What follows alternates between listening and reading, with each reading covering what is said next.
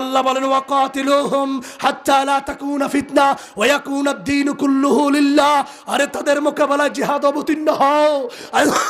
আঙ্গুল সোজা করলে যদি কাজ না হয় আঙ্গুল বাঁকা করো। ও মুসলমান, সাহায্য পাঠাবেন কে?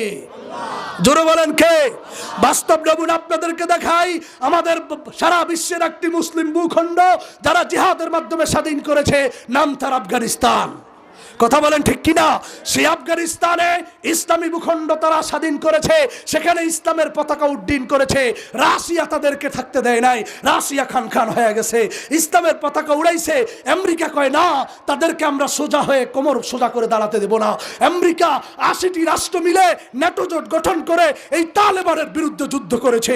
1 বছর 2 বছর নয়, 18 বছর যুদ্ধ করে এই শক্তিশালী আমেরিকা 80টি রাষ্ট্রের জোট একসাথে হয়ে যুদ্ধ করে নাকে খত দিয়ে ছেড়ে দে মা কেন্দে বাসি বলে তাদের কাছে মাপছে। ট্যাঙ্ক, কামান, ক্লাসিনকোভ সমস্ত কিছু পালায়া দিয়া এখান থেকে ফালাতে বাধ্য হয়েছে। কি ভাই, বাস্তব না বাস্তব?